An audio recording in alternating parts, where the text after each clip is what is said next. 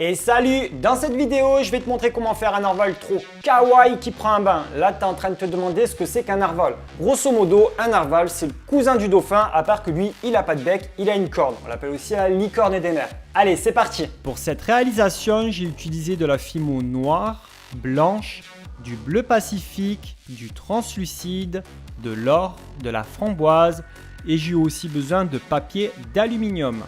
Avec le papier d'aluminium, je vais commencer par sculpter la baignoire.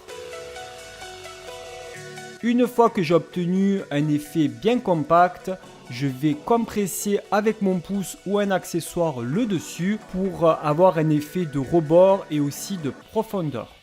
Pas besoin de faire un trou, je cherche juste à avoir un effet, c'est tout. Une fois que j'ai la forme de la baignoire, je vais la recouvrir de fimo noir, sauf le dessus, et j'enlève toutes les démarcations, que ça soit bien lisse. Je rajoute une deuxième couche pour avoir un effet un peu plus bombé et surtout que ça soit un peu plus propre.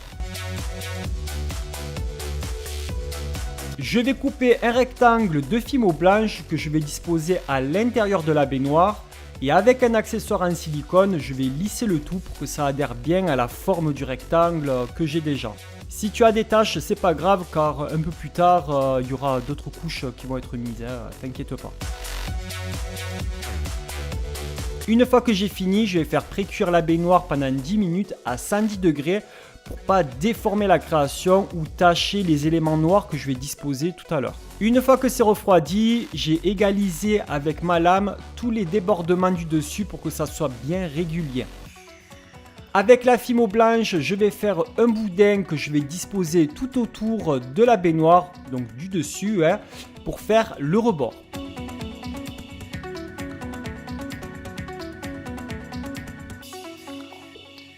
Je coupe l'excédent et j'ai soudé le tout avec une aiguille et aussi je me suis aidé d'une lingette pour le lissage.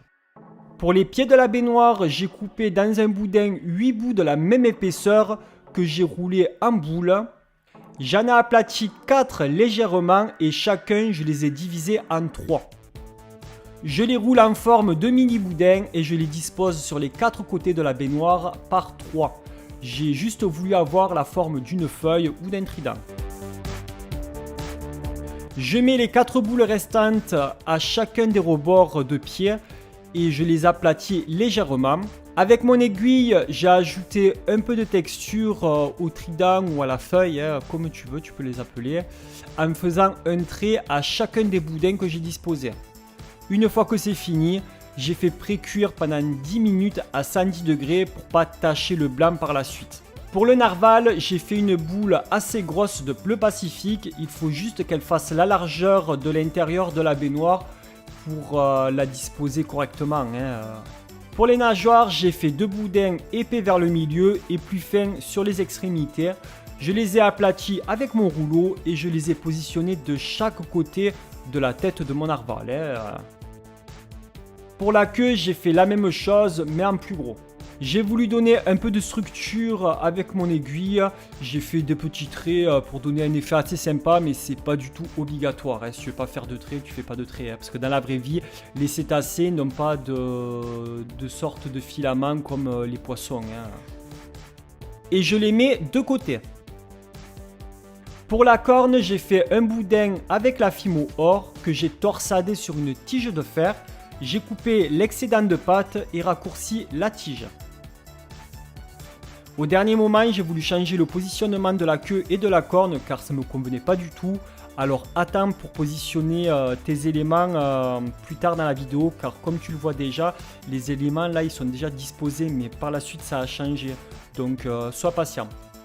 Avec un donning tool moyen, j'ai dessiné le positionnement des yeux et j'ai mis 2 boules de fimo noir que j'ai légèrement aplaties.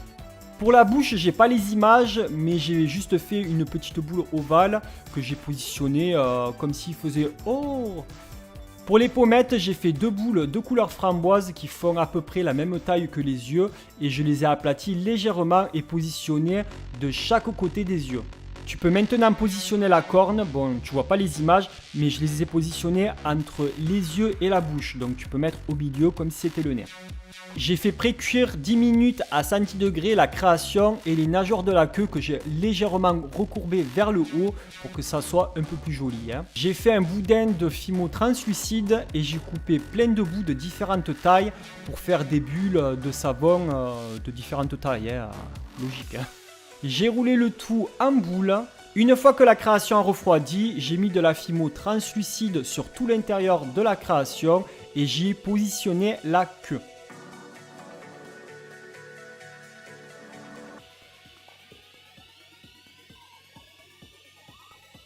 J'ai travaillé la pâte avec un coton-tige et de la crème hydratante pour mieux la ramollir et mieux la travailler avec un accessoire arrondi pour que ça soit un peu plus propre.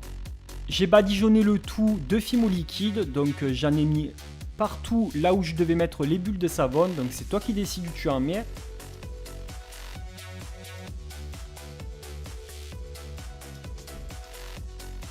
J'ai utilisé de la pastel rose pour colorer les bulles de savon au pinceau et j'ai fait pré-cuire la création pendant 20 minutes à 110 degrés. Une fois refroidi, j'ai finalisé les yeux et les pommettes en faisant les petites lumières avec de la peinture acrylique blanche et j'ai verni la création une fois que tout était sec.